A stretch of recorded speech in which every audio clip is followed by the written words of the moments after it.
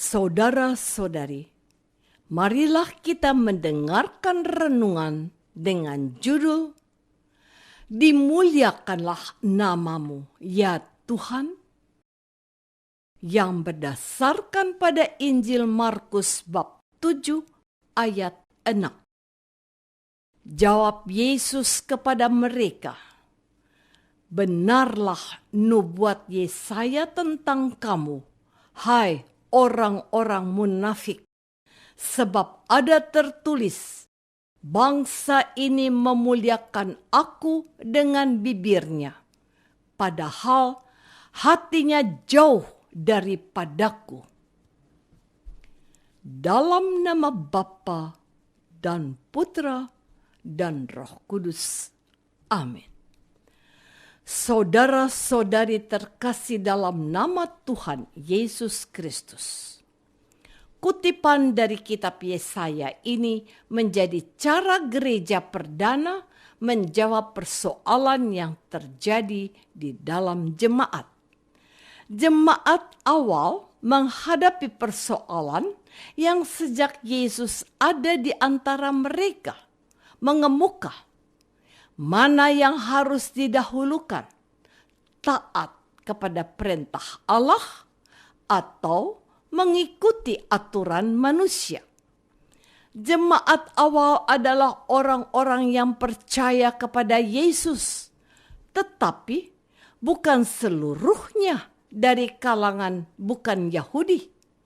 Mereka juga adalah orang-orang Yahudi yang akhirnya memutuskan untuk menerima Yesus sebagai Sang Juru Selamat mereka. Namun, dalam praktek keagamanya yang baru, keterikatan pada adat istiadat leluhurnya menjadi sangat menentukan. Inilah salah satu pertanyaan yang muncul. Mengapa murid-muridmu tidak hidup menurut adat istiadat nenek moyang kita, tetapi makan dengan tangan najis? Menjawab persoalan ini, Tuhan Yesus mencoba menegur mereka, sebab mereka bersikap munafik. Kelihatannya saja mereka memuliakan Allah, sebab yang dicari adalah pujian dan kehormatannya sendiri, bukan kemuliaan Allah. Bangsa ini memuliakan aku dengan bibirnya, padahal hatinya jauh daripadaku.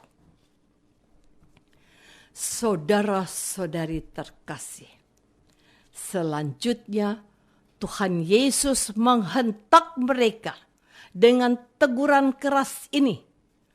"Sungguh pandai kamu mengesampingkan perintah Allah, supaya kamu dapat memelihara adat istiadatmu sendiri.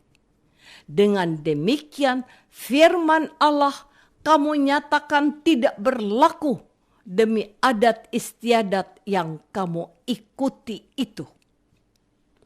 Bentuk pengajaran atau katekese yang ditawarkan oleh Markus adalah bahwa dalam persekutuan umat beriman yang diutamakan adalah perintah Allah, firman Allah, sabda Tuhan, bukan adat istiadat, apalagi bila hal itu ternyata tidak bersesuaian dengan kehendak Allah.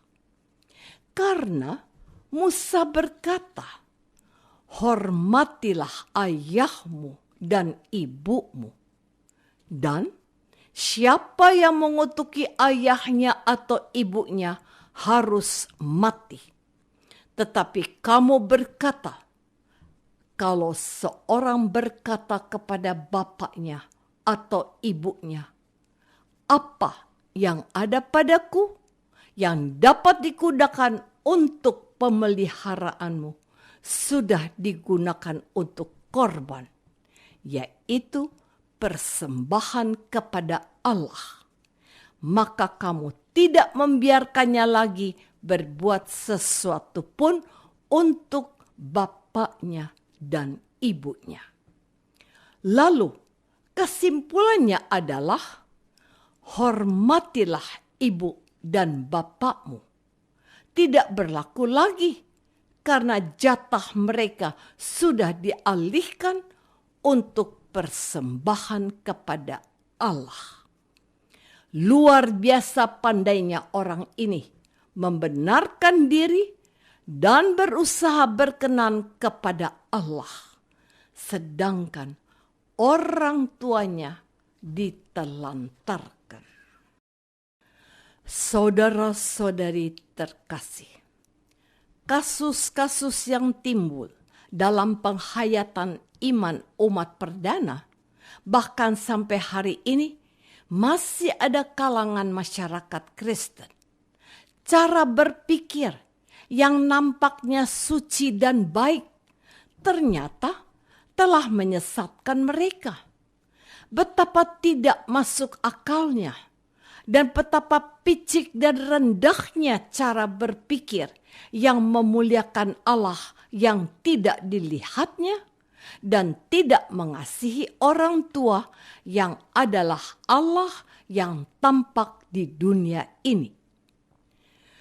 Saya pernah mendengar percakapan yang cukup menggelikan tentang sepasang suami istri yang tidak mau memelihara ibunya di masa tuanya. Sang suami berkata kepada istrinya, "Sudahlah, ibumu itu dititipkan ke panti jompo saja. Masalah biaya perawatannya gampang.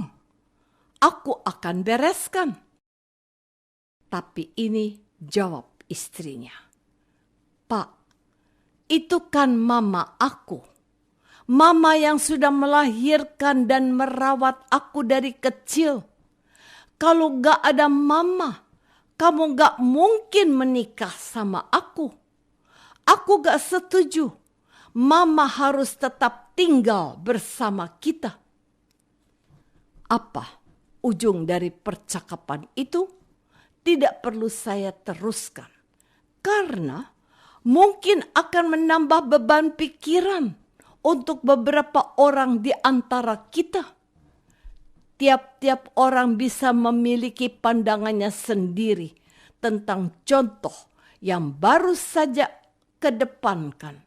Namun perlu disadari, tidak semua hal dapat diselesaikan dengan uang.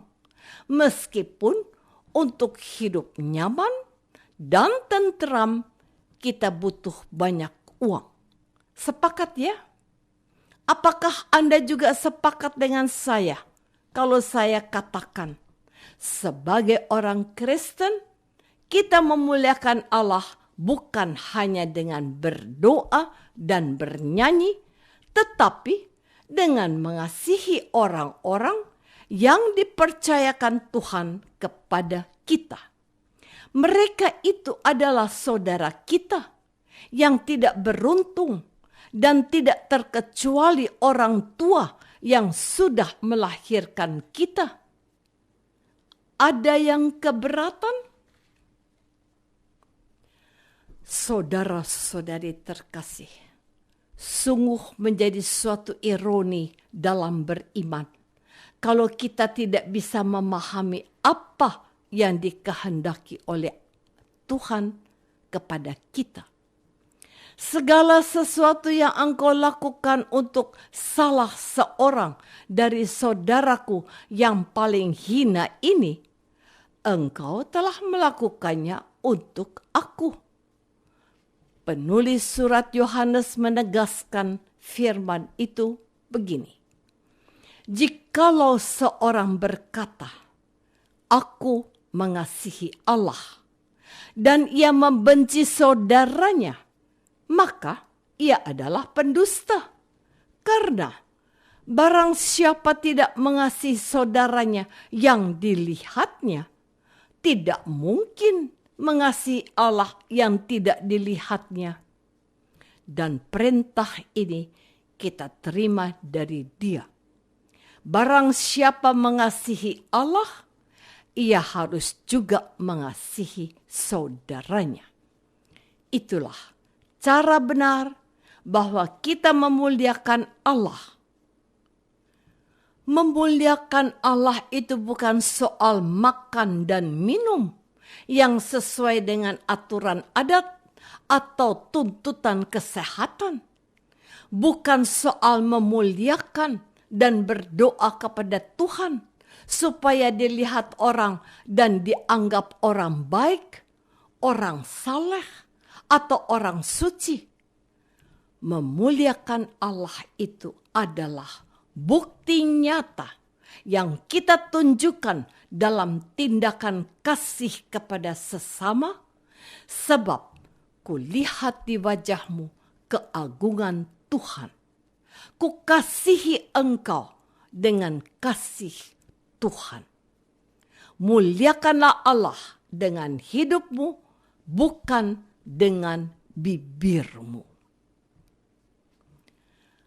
Apakah sudah memuliakan Allah dengan mengasihi sesamaku yang dicintai Tuhan? Marilah kita berdoa. Bapa yang Maha Kasih, hari ini kami sudah diingatkan untuk bertindak bijak dan menjauhi kemunafikan dalam beriman dan beribadah.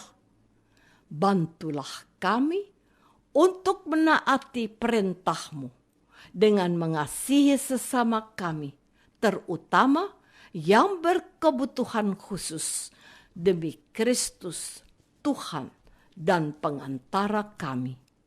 Amin.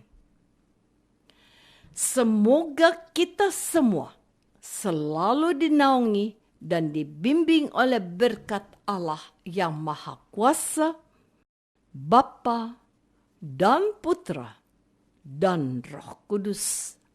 Amin.